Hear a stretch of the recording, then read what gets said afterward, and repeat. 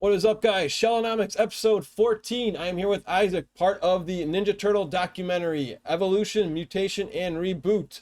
So, Isaac, what is your earliest Ninja Turtle memories?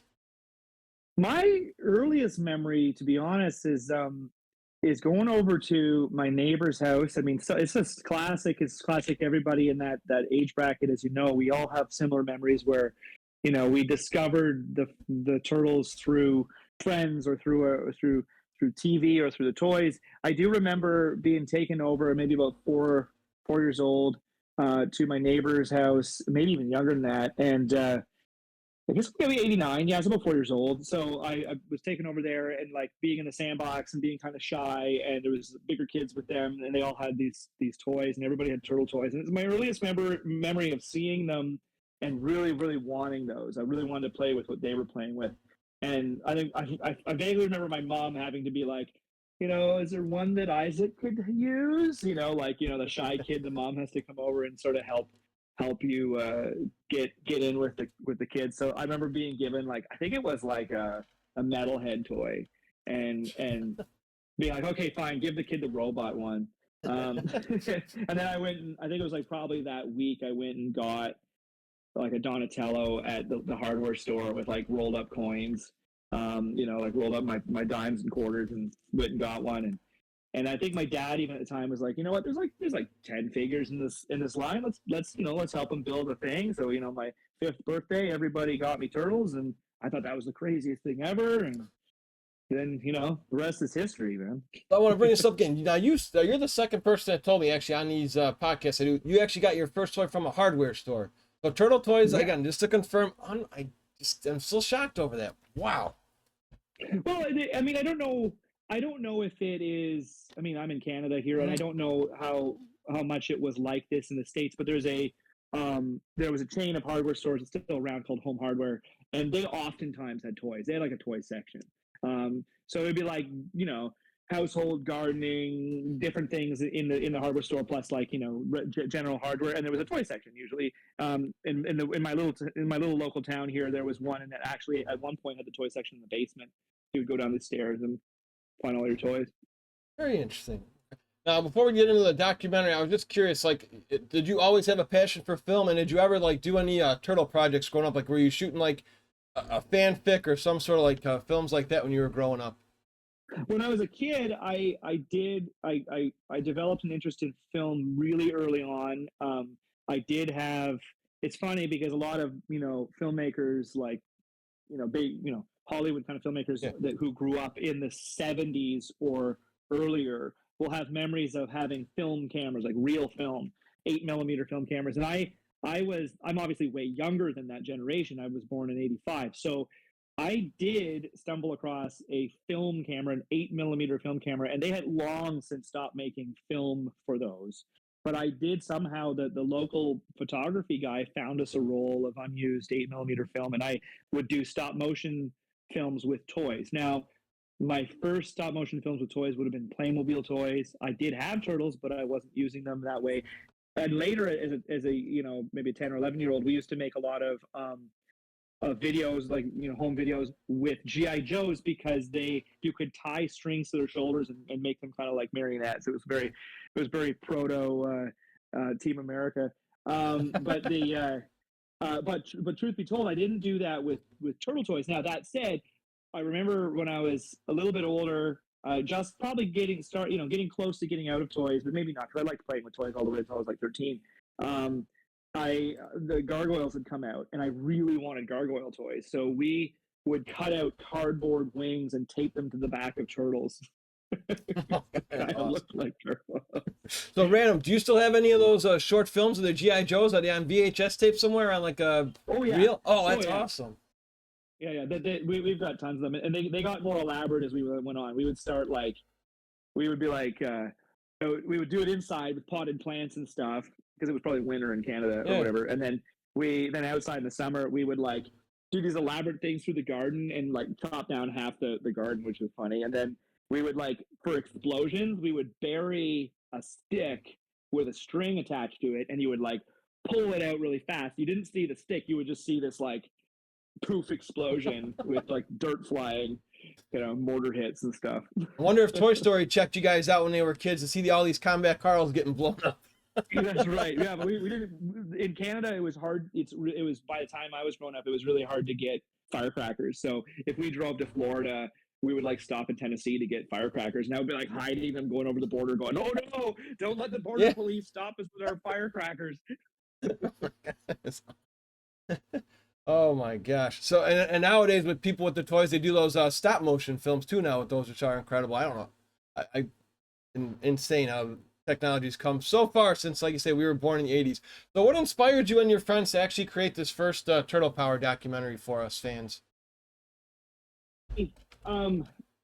Back to before I went to film school, when I was coming out of high school and I wanted to get into film as a business, and I was working at a video production company in a city near where I grew up, and they had done sort of these like direct to video, direct to DVD or VHS still history, or not even history, but they were like everybody who collected snowmobiles, like these antique snowmobiles, very Canadian. So there's these antique snowmobile clubs, and they would do these videos, and it was called Classic Sleds. And it'd be like people who would make videos of classic car clubs and stuff. So they did these like direct to video, mail out, buy your own copy of Classic Sleds, talking to snowmobile collectors and talking about old stuff. So I had this idea of doing a documentary like that on Toyota Land Cruisers, like the 4x4 Land Cruisers, and legendary vehicle all over the world, best 4x4 ever made, that kind of thing. And I wanted to go and do this thing. And I was 19 years old,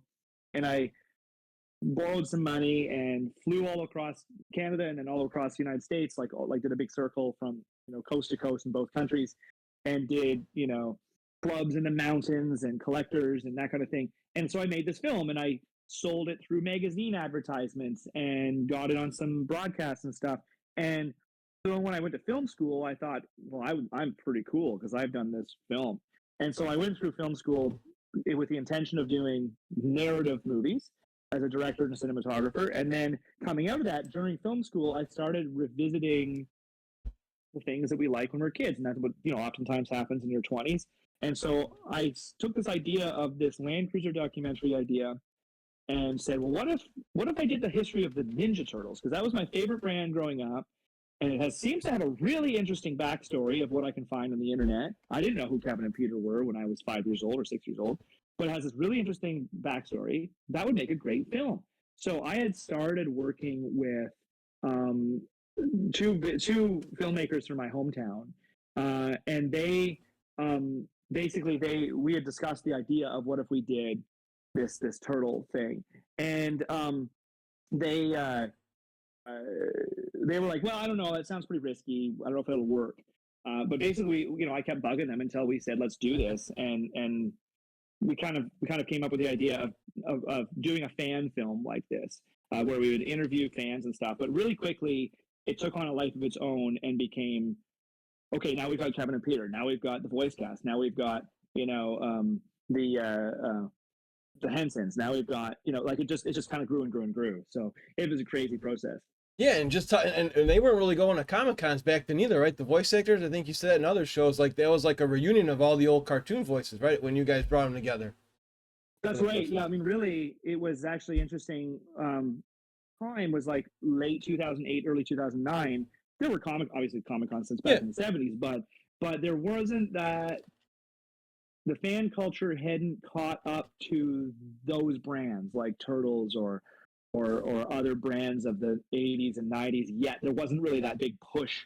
I guess Transformers was out in cons and stuff at the time, probably by that point, but they had really not done anything like that yet. So when we did Turtle Power 1, we were kind of a bit of ahead of the curve. There wasn't any other pop culture docs. There wasn't any other things like that. So yeah, the voice cast, that was really the first time they had got back together. Obviously, since then, they've done dozens of appearances together. But now, the truth is, before we finished Turtle Power 1, James Avery had already passed away, and now, Pete Lenade's gone. So yeah, like you can't even do the whole gang anymore. Yeah, which is just a blessing how you guys got them together, and it seemed like, so I want to actually talk about this first one again. So the DVD is almost like a collector's item now, right? Because I've heard that one only had one print, and for those who Yeah. are looking to find this to get pumped for the second one, I think currently though it is on Paramount. I believe it's on their streaming site, right? If they want to watch the first one, so they can still watch Yeah. it. Okay, cool. Yeah, I think you can rent it on YouTube. I think you can watch it on Paramount Plus. I think it's still on iTunes. It's findable. You can definitely watch it Okay. out there. Yeah, I do encourage all to watch that one because the reason behind the second one is they just filmed and filmed and filmed. So I want to do a little quick timeline before we dig deep into this second one. So me and Isaac are a part of a Ninja Turtle fan site called the Technodrome. Me and him have been on there for almost 15, 16 years. That's where Turtle fans would talk before Facebook groups and Reddit groups. So we've got a post here from April the 1st, and a lot of us thought it was an April Fool's joke from the Canadian Turtle himself. And I'll read it right here. It says, "Greeting peoples of the Drome. After 2 years of pushing, prodding, and yes, pleading, the definitive film team has finally gotten the go-ahead to dive back into the sewers for Turtle Power Volume 2. We now have the chance to pick up where we left off, showcasing even more Turtle history while bringing you as much new content as we can get our hands on. To that end, we're planning on a pre-sale campaign that will allow fans the chance to get their hands on exclusive special features. Bonus content was desperately we wanted to include in the first volume, but we're unable to. Then we're going to fast forward now, guys. This is April 1st, 2016. A lot of fans on that group were, trying to encourage, like, are we getting updates? Myself, Michelle Ivy were on there writing. Then we go to August 14th, 2019. Some of you might be wondering where the second Turtle Power film is. Well, let me tell you, at risk of sounding like a broken record, we got stuck in politics again, which is often the case with documentaries like this. There was a deal in the works, the doc was edited and ready to go, and then that deal slowly melted away, and we find ourselves back at square one again. So, do you want to touch on that at all? Is that okay to share with us? Like, what happened? Yeah. Basically, I mean that's not uncommon at all. Like with these things, I mean, Hollywood moves at a glacial pace. It's we're I think the public is becoming more savvy to the frustrations around the brands and stuff that they want to see. Like everybody who's been waiting for He-Man film has been waiting forever. I'm not sure if it's. I think they finally are starting to cast the darn thing. There's several things like that where you just things fall apart. People move on from one company to the next. You have to start over again all the time. Okay, now a whole new group of people are the ones we're trying to sell to. So yes, there was a moment there. We did start shooting pretty much day one as we delivered Turtle Power 1. We had that opportunity to reunite Kevin and Peter. That turned into this amazing piece of footage that we're like, well, what do we do with this? We can't put it in the first one. The first one's already delivered. They had reunited together. We had got this like hour and a half of them reminiscing of their whole history on that property at Dover, and that was amazing. And then we said, okay, well, here's all the other stuff we haven't done. So like I said in that post, a couple of years on, we had all the stuff that we hadn't fit into the first film, stuff we had continued shooting, and then Nickelodeon finally said, yeah, you know what? Come on back in. Now come in and we'll let you see the whole fifth season of the Ciro Nelly show, the 2012 series, and the beginning of Rise. So there was this indication that all of this was going to land at Nickelodeon. There would be because that's all tied to Paramount and Viacom, so we would be able to land there. Unfortunately, it just didn't work. It just didn't transpire for no specific fault of anybody's. It's just politics, and it's slow, and this happens, that happens. They refresh, they reset. New people come in, old people go out. Deals are made, they're gone. We've seen it happen 100 times with different franchises we're involved with. So it was no surprise. Yet it's always frustrating when you're trying to develop and maintain a relationship within a fan community to say, hey guys, we started Turtle Power 15 years ago now. Yes, we'll eventually do more. And it's, people, I think even since then, since even 2016, have gotten more and more and more and more and more used to getting all the content they want for free on YouTube, right? Everything is there. All the video essays that are out there that have taken Turtle Power 1, cut it into pieces, retold the history 100 times. And I mean, that's a different model. We never went that model. We were more in the traditional film sense. So that's what we do is expensive because we're traveling all over the world and we're going to these people's houses. It's different than taking content from the internet, remixing it, re-recording a voiceover and putting it out. So the audiences of everything, whether you're watching the Golf Channel or History of He-Man, they're used to just going and getting stuff for free. So the everything changed to a point where it became very hard to sell a movie that cost a lot of money to make into a distribution system. So that's where we just said, listen, it's not that they don't get it. It's not that they don't like what we're doing. They're just, everybody's stuck. Nobody knows what to do. Nobody knows how to get anything out anymore. And it's just a changing landscape. So that's why we said, on the side, I've been developing a toy company, toy manufacturing company, and we can create stuff like books and everything like that. So we said, let's just deliver our film as a massive film. We'll not even do a short version. We'll just do a big 4-hour version. We'll offer all of the bonus features we've ever collected, all of our archives as bonus features that we've ever collected, and then put that out to the world in a big Kickstarter. You make a book, make toys, and do one big sort of last hurrah. Which I know that once we release all these archives, they're going to go out to the fan community and they're going to be repurposed into YouTube videos. That's what's going to happen. So really, this is our way of saying, okay, everybody, this is your last chance to kind of get all of this from us, all in one place, and hopefully they come out to support that, because yes, it's expensive, and we know that a lot of people have kind of been complaining about, well, this Blu-ray is really expensive. Well, it's like a 4 or 5 disc set, and if you want the bonus features, it's like a 12 or 13 disc set. It's huge, so it's expensive to produce. The economy is hard, so things are expensive to make. And the toys, we're literally making tooling and injection mold processes to manufacture these toys domestically. Because if you're NECA and you're going to order 5,000 units from overseas, that's one way to do it. But we're not them. We're only doing a few hundred units, and that few hundred units costs a lot more to produce if you're only doing a few hundred. So I'm getting into the weeds, I know, but that's sort of the direction we are, which is why I'm wearing rubber gloves, because I'm going to show you this stuff eventually. Yes, exactly. So just to finish that, so again, for those, all due respect to those, researchers on YouTube, like you say, they kind of, not all, but some, they just Wikipedia, screenshot an image, and just read off, site. But again, for those who have never watched the first doc, just to get a sneak peek of the passion and dedication these guys have, there's a spot in there where they talk about the first movie, and they actually have the gentleman who created the studio design sets there, and he shows you it's like there are real artifacts in these documentaries here. So I do encourage all to at least watch that first one, and then stop on by Kickstarter, which is where we're going to get to next. So fast forward 2023, the first trailer's out, and now officially September 14th, 2024, you guys have the Kickstarter. So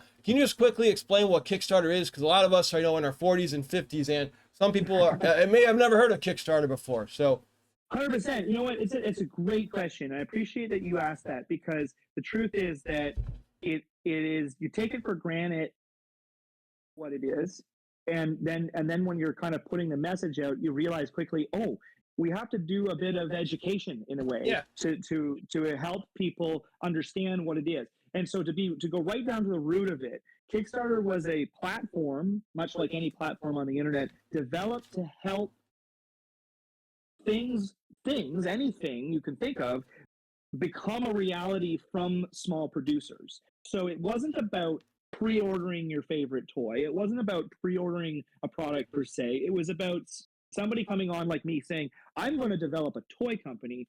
Can you help me make the toy company happen? And this is what I'm going to give you as a reward. And if you help me build a toy company, I'm going to give you product as a reward. And that product is hopefully something you think is cool. So whether I'm making a thing for your bicycle, or a new toaster oven, or a film, or a board game, or a music, or a movie, you can go to a platform like Kickstarter and said, I want to make this world. I want to write this book. Do you want to help me do that? And people pledge at different tiers, we call them, like reward levels, of going, you know what, I'll give you $1, or I'll give you $5. And that as you go up that pledge amount, you get bigger rewards. Maybe you get a thank you at a certain level. Maybe you get a poster at a certain level. Maybe you get the physical product like a toy or a movie at a higher level. So what is confusing about Kickstarter to any backer, a person who even likes Kickstarter or knows Kickstarter already, anybody who comes in and backs the project, you'll see this sort of menu like a restaurant. You'll see like, okay, I can get the steak, and I can get the steak with eggs, and I can get the steak with eggs and fries, and I can get the steak with eggs and fries and a drink. So you see these levels. Well, behind that, there's also, you know what? You can also get a side salad, and you can also get dessert. So there's like these extra pieces that we call them add-ons. So the way we've tried to design our Kickstarter, which is confusing because we're not doing just a film, we're not doing just a book, we're not doing just toys, we're doing all three. So that becomes even more confusing because we're not just one thing.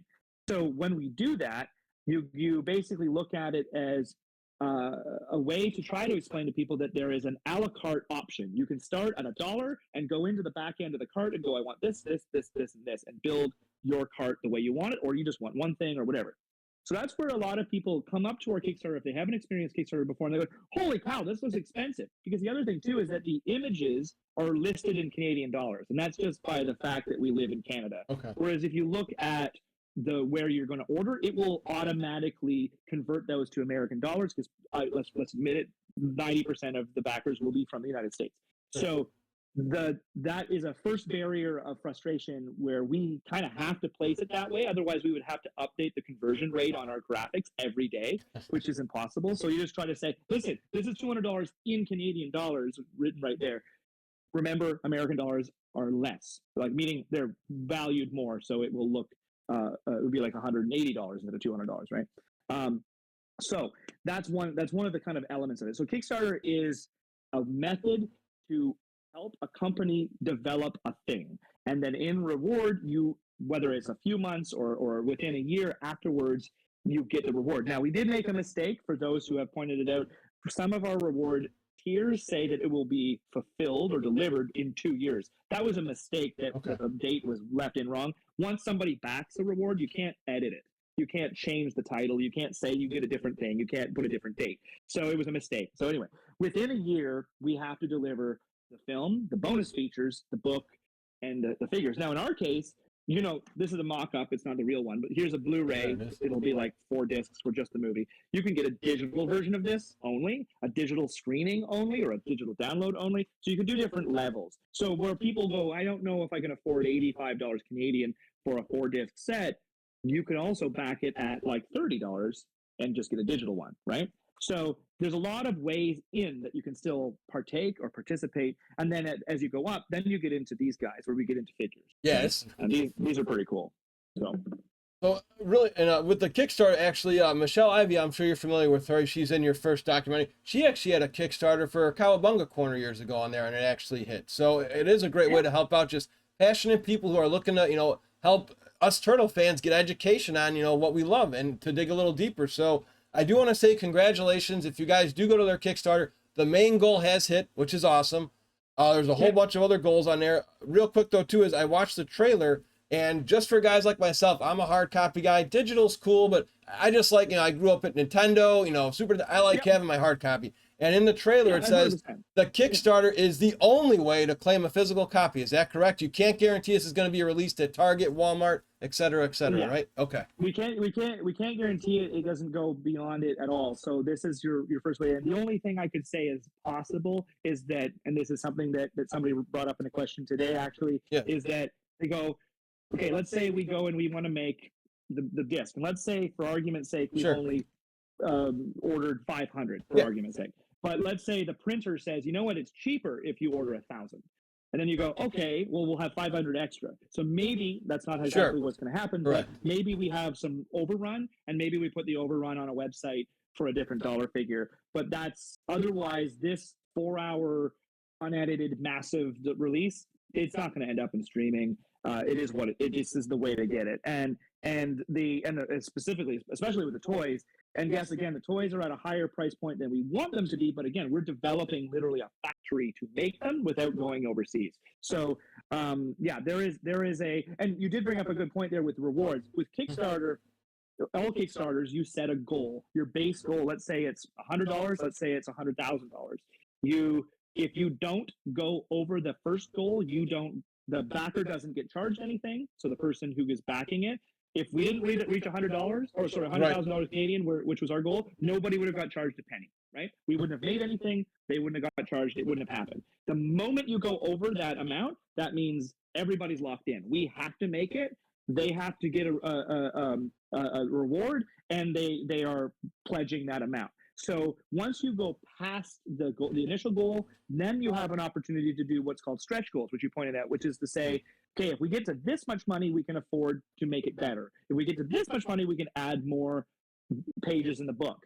Or one of the stretch goals we just passed was the Steve Barron commentary, because we have a good chunk of the movie, the first movie's dailies, which is the raw footage from the first movie. And we said, well, what if we had Steve Barron come in and do like a Zoom like we're doing right now, and we'll go through all those dailies and we'll talk about all the alternate takes and what scenes were left out, what didn't happen, what did they do, why didn't they do this, what was it like that day, and we can go through all those dailies for like an hour and a half, Steve and I, and we'll deliver that as an add-on bonus feature to say, okay, everybody, here you go. That this is Steve literally reminiscing about all those elements. One of the things we're going to add today actually is a poster, because somebody said, hey, you've got Steve Barron doing a commentary. Can you get him to sign some posters? Yeah, we're going to do a poster, and you can get him to sign some. That'll be something you can add to your cart after the fact. So we're actually building those into the campaign as well. And so the figures were another one where there are, I don't have the other one sitting here on the table, but some of the alternative bad guys, if we do get to a certain point of however many those are ordered, we're going to add more of the alternative universe bad guys, which were from the first Playmates pitch internally, where they were going to make all of Shredder's bad guys humans instead of mutants. But the primary ones are the Kevin and Peters. I've actually never shown these to the world yet as color. Nice. The first time they've actually shown up in color is on Kevin's those look fantastic. Facebook.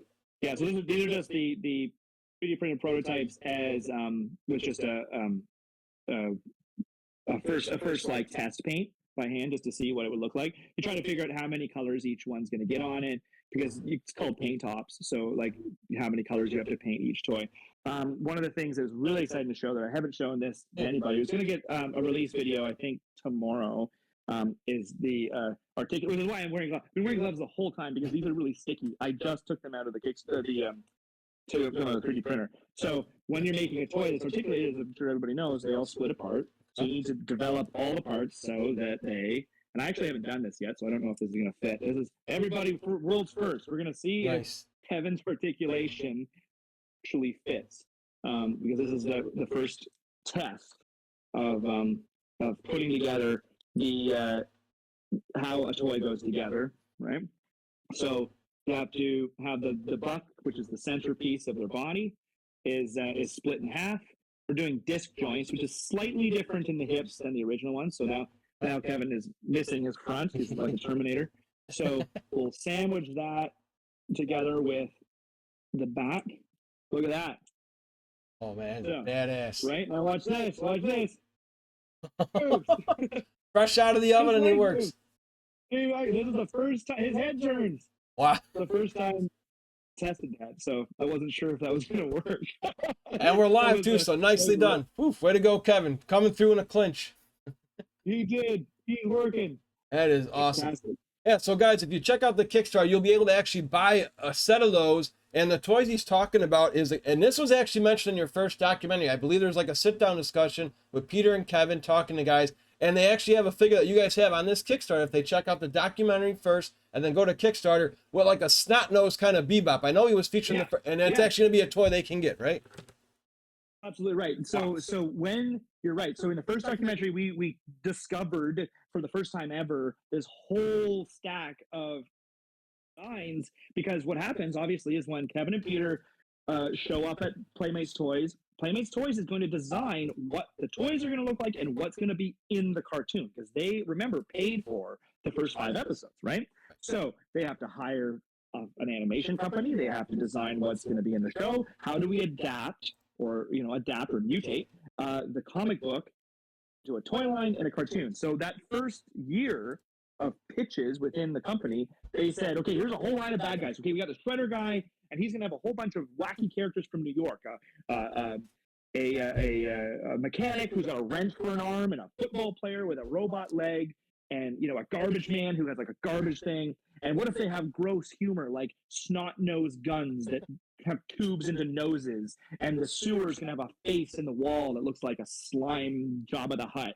And so they had all these ideas and nobody had ever seen them. And the only reason that we knew they existed is that Peter recorded the whole meeting on his camera.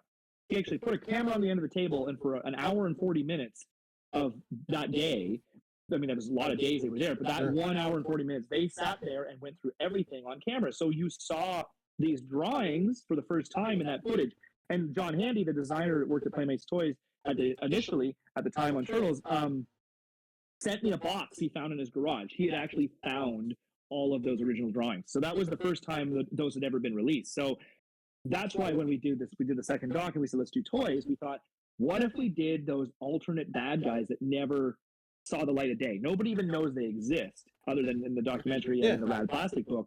You know, what if we did those in a Playmate style, and you could get them and put them with your turtle figures, and that would be like, what if we had done this instead of Bebop and Rocksteady? So that's why we did Kevin and Peter as Playmates toys, and as we're going to keep them also in the natural. So this is Kevin as a kind of a natural figure, and Kevin as a Playmate style figure. So we are going to produce these two. So we're doing both the styles.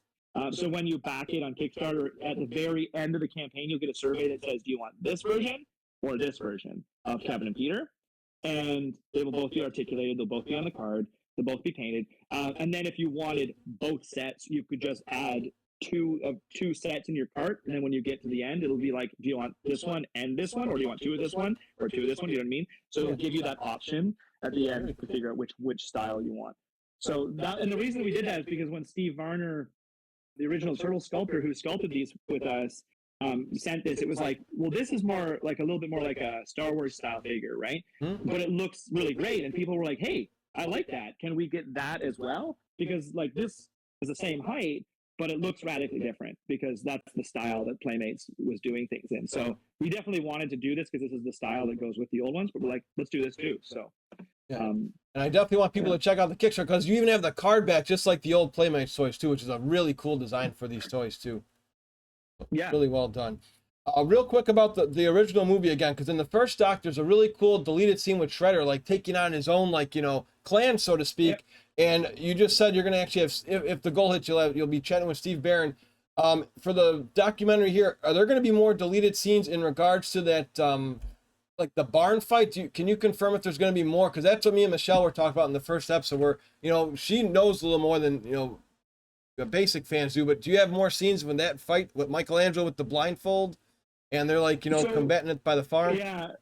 So that's legendary. Like, you know, people have when the old Turtle Den did a video of us on YouTube for help with the promotion of the campaign about a week or two ago now, and I let him see some of the raw footage we have, and he posted some images. And you're right, I did, because we had this VHS tape of a lot of the movie in raw form. I was able to take that Shredder moment, which up until then was like one grainy photo somewhere that suggested there was some moment where Shredder sits on the tatami mat floor. And that was in the storyboards. It was in the script, so people knew that it was there. And so I was able to take the raw footage, cut it together as it was in the storyboards, and put it in the film. I can see why they cut it, to be honest. It didn't really show Shredder being awesome. It sort of just, he just sort of like shook his arms a bit, and then and the guys were like, oh. Yeah, exactly. Won't play a cartoon. Right? I could totally see why they cut it, because it didn't really work. I've talked to Steve many times, Steve Barron, about what was to be shot, what wasn't shot, what was his intentions. I hope that in this release, especially with this goal we've already achieved, where we're going to bring Steve in for this commentary, that we can kind of put some of it to bed, because I think that there's a lot of conjecture. I think there's a lot of rumor. I think there's a lot of like, this could have happened. Did this happen? The farm scene is the biggest one. Everybody wants to know what happened at the farm scene. People used to say, why is it Raphael's voice over Michelangelo standing on the barn roof? Yep. And that question wasn't answered back then. And then it was, oh, there does seem to be an alternate version of this film where Michelangelo was taking Splinter's loss more seriously. Then in the edit, it became more about Raphael. So I can see why the filmmakers made the choice to change it to Raphael being the voice on the roof. It was a choice. It was a mistake. To be honest with you, I know I'm dancing around it. Unfortunately, in that tape, the farm's footage is not in it. Okay. There is a good chunk of the movie. There are other deleted scenes or alternate takes or moments in that footage. The farm scene's not in there. So I can't confirm that they did, in fact, shoot that sequence with the blindfold sideways and that kind of thing. As a filmmaker, as somebody who works in this business, not just as a documentarian, but also in narrative film, I could look at what is in the movie, and I can look at what was on Steve Barron's additional to be shot list. He had like stuff he wanted to get to. I can look at the raw footage, and I could say, I'm going to ask him this when we do the voiceover or the commentary. I'm going to ask him about the farm scene. I want to see if he can remember if they did record dialogue, spoken parts in the farm. If I was going to guess, I would look at the farm footage and say it looks more like they were just shooting flavor. Like, here's the turtles training, and there really wasn't a story part going on. I know it is scripted that way. Whether they did or didn't might have come down to time, because they didn't have a lot of time making that movie, and a lot of things got dropped because they just ran out of time. So there are ways it was in the script that isn't the way it is in the movie. And as a filmmaker, I look at it and go, that's because you ran out of time that day. You couldn't keep shooting. So you got a quick shot of the four turtles going, it's time to go back. When really Todd Langdon's script would have had a moment where they showed some ninja move and then Casey says, I hate it when you do that, which happened at a different time in the movie. And they're like, it demonstrated their cool new ninja skills that they've just been training. So whether or not they shot it, I can't confirm yet. I hopefully will be able to get that answer. I don't have that footage, but that specific scene has been one of the big mysteries. Did that happen? Didn't it happen? What would have it been like? But I think by and large, the rest of the film, looking at the dailies, there wasn't a tremendous amount that was different. So a lot of people complain, why haven't they put out the special edition extra release? As far as we know, there is no such thing. None of the studios have a different version of the film locked in some vault, as far as we can tell. I hate to be the bearer of bad news. So what we delivered in the first documentary, Turtle Part 1, and what we are delivering with this one is quite literally your bonus content. That is your behind the scenes. That is the only time anybody is going to be able to interview half those people. The only time any of the behind the scenes footage has ever been released that anybody's ever found is what Peter filmed. That's it. Like, the bonus feature is what we've already created. So many people will be like, I'm going to wait until they do this. I'm like, they probably never are. Yeah. there is no other version of this film somewhere. We have a Blu-ray. That is what it is. Right. There's maybe a few little things here and there that they could add. I'm not saying it will never happen. Crazier things have happened, but take it from somebody who has had to down the rights to use the film footage in the first documentary. It's a mess. It's not likely that one's going to. And by talking to all these people, and again, it's been almost 35 years now since the movie's been released. So yes, so for those listening now, this is as good as you're going to get in regards to a director's cut with all this extra scenes. Because again, it's a 4-hour film, but there is loads of extra content coming out on this Blu-ray and digital. And that's why it's like a lot of people have said, why don't you just put it on one Blu-ray? You can't physically fit that many hours into a Blu-ray. You can't just stuff it in there. So that's why you have to have many discs, and for every new disc, that's another glass master, that's another package. Yeah. It's a large process to replicate. So with hours and hours and hours and hours of bonus features that we're releasing, it's going to take a lot of discs. So that's why if you want, now there's a digital copy, obviously, which is cheaper. Sure. But if you want that, you said collectors, we're toy collectors. We like to have, there's a bunch of toys, exactly, Ghostbusters and everything, right? So you go, if you want that physical thing, this is a cool way to get that. And can you talk more about this book too? That I didn't like a coffee book you guys are going to be also releasing with the Kickstarter. This sounds really cool, actually. Yeah, this is almost like it's a second visual history of the turtles here. That's right. This isn't literally it, but this is like I slapped the cover on another book. Sure. But, a big coffee table book. I just want to show it as a reference. Yeah, this is, incredible. Coffee table book. We've got images that we've collected or scanned or shot or products or stories. So it's sort of like a read along to the documentary that basically tracks the evolutionary history of the turtles in book form, and our stories and other people's stories in that book. that'll look at it as well. So it's a great companion piece, because who doesn't like a coffee table book to hold your coffee table down? So Exactly. I have many of them.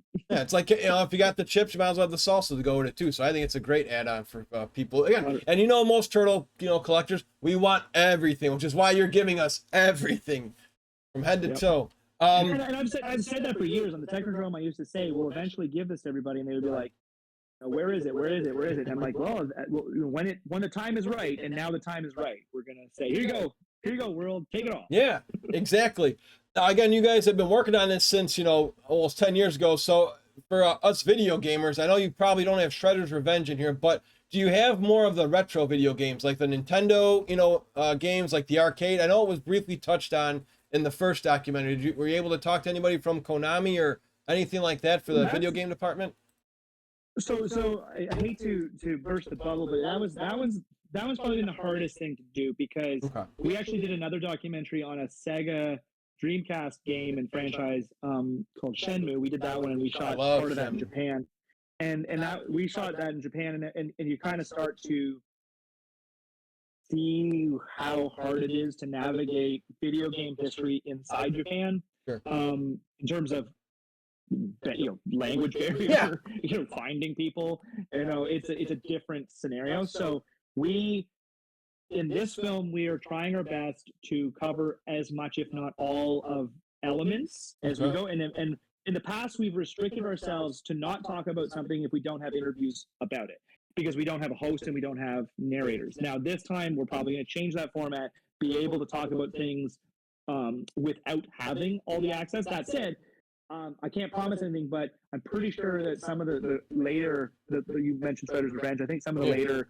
video games are actually produced in Montreal. So that's not very far. Well, Canada's huge. Right. It's within Canada, so I can get there. If they agree to talk to us during the process of completing this film, I would love to include interviews with them directly as well. So yes, we're going to talk about it. Yes, we'll bring in video game experts, and yes, we'll explore as much of the video game history as we can to look at that aspect of the franchise as well. Unfortunately, I don't think in this budget we're going to fly to Japan and get and get more. Very true. So this documentary is going to expand more though on ones that weren't really covered as much, again, due to timing in the first act. So we're going to hear more, like you said, Rise, the Nickelodeon show, the 2003 show is going to be in there. Any more in depth with the coming out of their shells tour? I know you guys touched on that in the first. Was there any more like extra with that also, the rock and roll tour they did? We're trying our best to get. So we've tracked down some of them. Again, they're on my list of. I have a high priority list of ones I want to bring into this film. We'll cover more of it.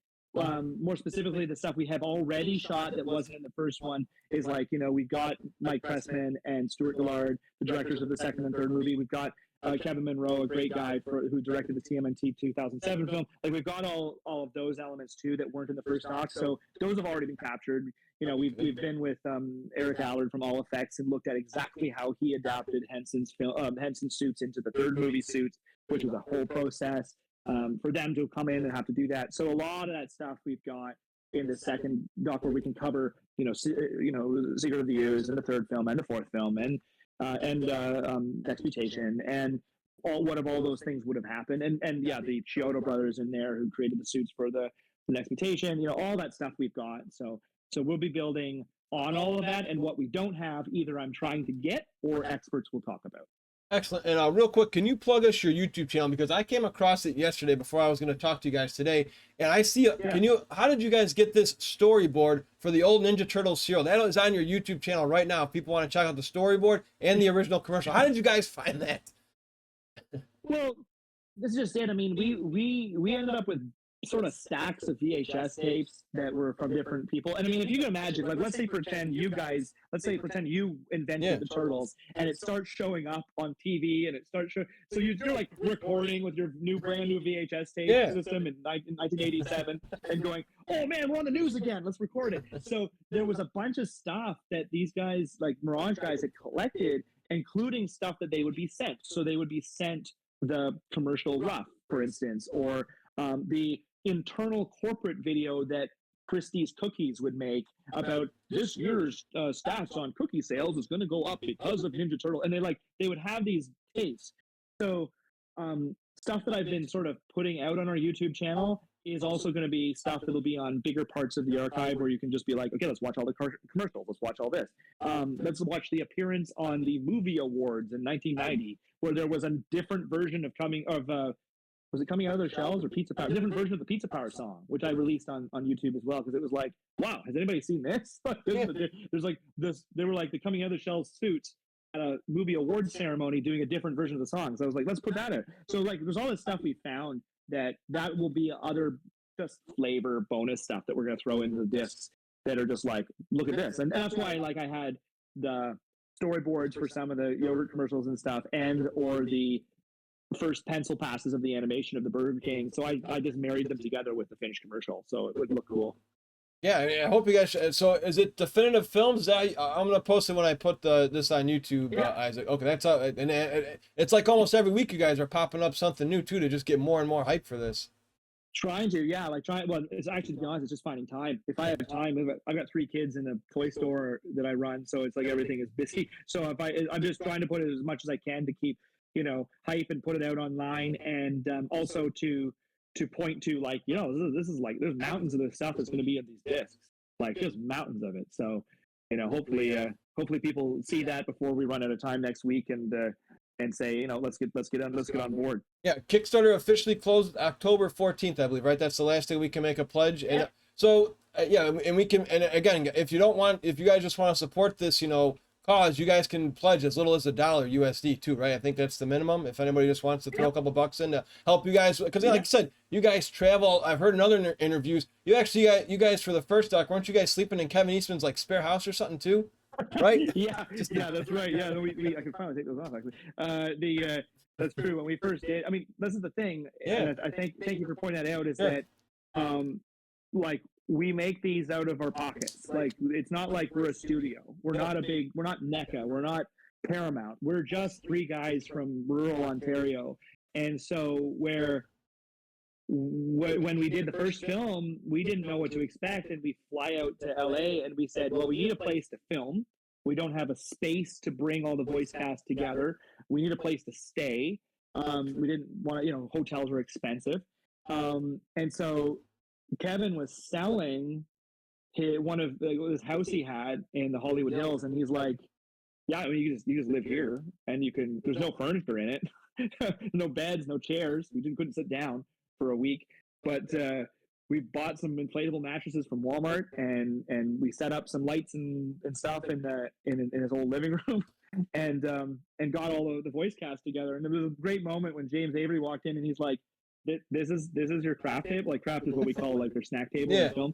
This is your craft table. Like, yeah, it's like there's one donut. We could cut it in 7 if you want. Like, it was like, you know what, shoestring as we are, it's like, here we are. We're just doing this out of our pockets and our credit cards, and trying our best. And we were lucky to get the first film out under Paramount, but that's 10 years ago, and we just never stopped. So that's a cool fun fact. So whether you're interviewing the voice actors from the original cartoon, that's in Kevin's spare house. Wow, I never knew that. Yeah, it was a house that it was the house he lived in, and he was selling it. He was moving and stuff like that. It was that house was built by Alex Van Halen. I think one of the Van Halen albums was recorded in the backyard. It was like a studio under the pool or something. He bought it from somebody else, but yeah, it was wild. That was one of those moments where, as a filmmaker and as a historian or whatever you want to say, you go out and you're like, that experience was like, it's never going to get cooler than this. Yeah. Like, it's all downhill from here. No hotel is going to match an air mattress on this floor in this mansion. Oh gosh, I got a couple more questions. I know you got to go in about 30 minutes. So, what made you guys persevere and push through? I mean, because I'll be honest, if I was you, I don't know if I would have kept going. I mean, it's like I say, through all the years, from April 1st, 2016, starting with this one, there had to be a few times where you guys like, F this, I can't do it, but all 3 of you guys stuck together. So what made you guys hang in there just to make sure, no, we're going to get this through? And now finally in 2024, all us Turtle fans have the opportunity to see what you guys, put your heart and soul into. Well, basically, timing is everything. And it sucks. I'm definitely the youngest and most impatient of our company. So I do tend to want to, oh, let's just do it. Let's just get it out. Let's just do this. Why haven't we done this yet? We've done many other things in that time, other films. After Turtle Power, we immediately started Turtle Power 1. We immediately started shooting Conan the Barbarian. We haven't released that one yet. Watch for that one coming this year, hopefully. We did a Kickstarter. It was like 2016, 2017. We did Kickstarter for a Masters of the Universe documentary. That one came out, and that's a good one. I like that one. And that was Power Grayskull. And then on the back of that, we got an internal Netflix job where we didn't develop it ourselves. We were hired to do the behind the scenes documentary, which was an hour-long standalone film on the history and internal making of the Dark Crystal Age of Resistance series with Jim Henson. So that was fantastic. I mean, talking about a life experience, that series was all filmed in the UK. So, 10-hour series of all puppets. Like, it was the most epic thing I've ever seen. And we were in literally literal trenches where the puppeteers are. We were in the trenches with them. And that was a fantastic experience. So we've stayed together and learned and grown as a company and as friends and as business partners for 15 years now, the three of us. And, we've developed a small post-production studio in rural Ontario, Canada, where we've done, my business partner, Mark Hussey, and another one of our colleagues, Curtis Lobb, have a post-production editing company there, and they do editing of major films. They just did Blackberry, which was a massive film. They edited that there. So yeah, we've built up a little community and enterprise around during the pandemic, we were filming another documentary just prior to the pandemic on the history of Baywatch, and I was the main shooter for the Baywatch documentary series. Is now out on Disney, and so I had shot half that series, and then we were scheduled to continue to shooting it, but then the pandemic happened, so we couldn't travel. So that film continued on its own, but during the time of the pandemic, I bought the building I'm sitting in here is a 150-year-old condemned hotel that was built pre-turn of the century, and I completely rebuilt it and put a toy store in it. So there's a toy store and a toy museum and this creative space, which is a mess. And then this is where the toy factories will be built or are being built or are for these. So that's where these things will be made. So there's this little tiny village in the middle of nowhere, just about 90 minutes north of Detroit, that has a toy museum. So, toy. I gotta check that out one day. I hope you post a picture of that on Instagram. I'd like to see some of those toys that are in there. Yeah, you go to Village Toy Castle on Instagram. You can see it. Oh, excellent! So now you guys are also like the Kevin Clash Splinter for 15 years now. We've been working together. You're not kidding. I've thought that this whole year. Ever since we got it, I can finally say for 15 years. Yeah, exactly. You can do it, Masters. Yeah. Oh, man. So for those listening now, what advice can you give those who follow their passions and have to overcome these roadblocks like you guys have? I mean, putting this together has not been easy. Essentially, people have lived their whole elementary school life, for 8-9 years pretty much. So what advice can you give those listening now to just hang in there and, good things will come if you stick with it?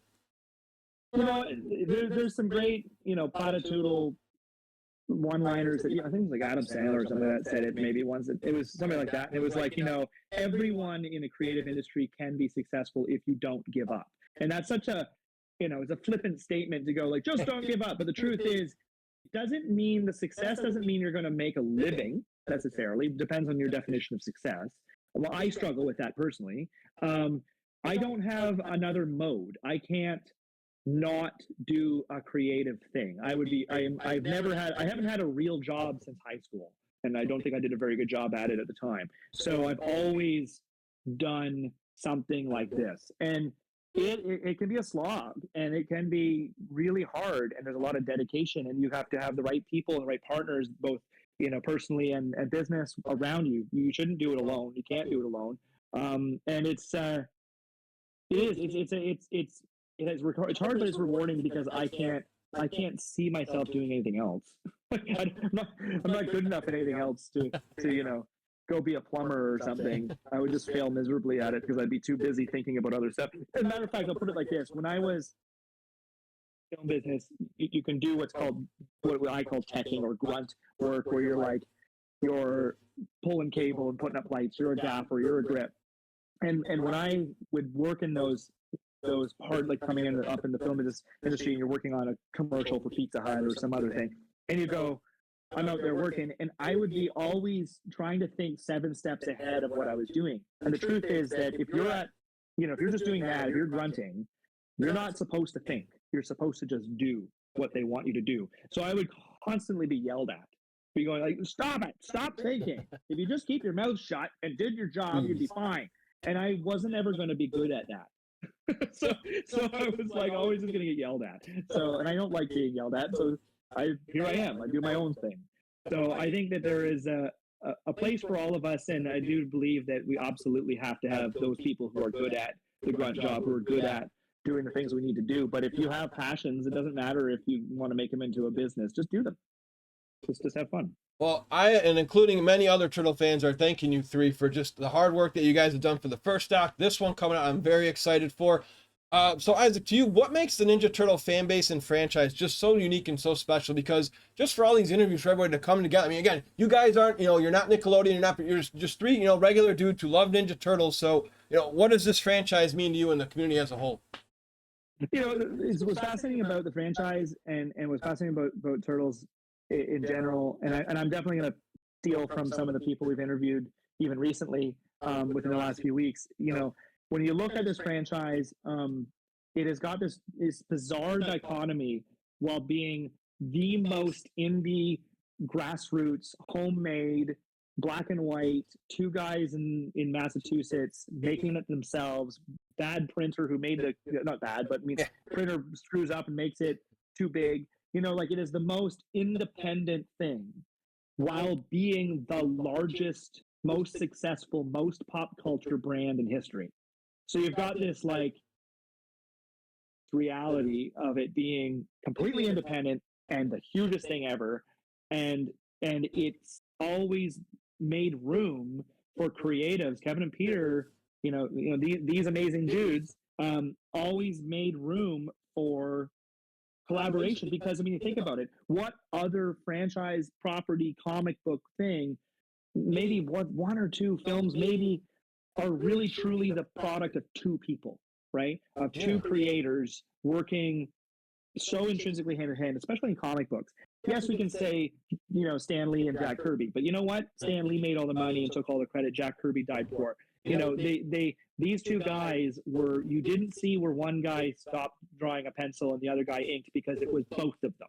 Everything was both of them. So that spirit of collaboration and homage, and the fact that Turtles themselves are based on the things they liked, has always given this property this freedom to mutate and evolve, just like the Turtles do, and become something new for the new audience. And that has kept it alive for 40 years, is that it's been allowed to grow, where other things have had bumps and starts and maybe not even come back.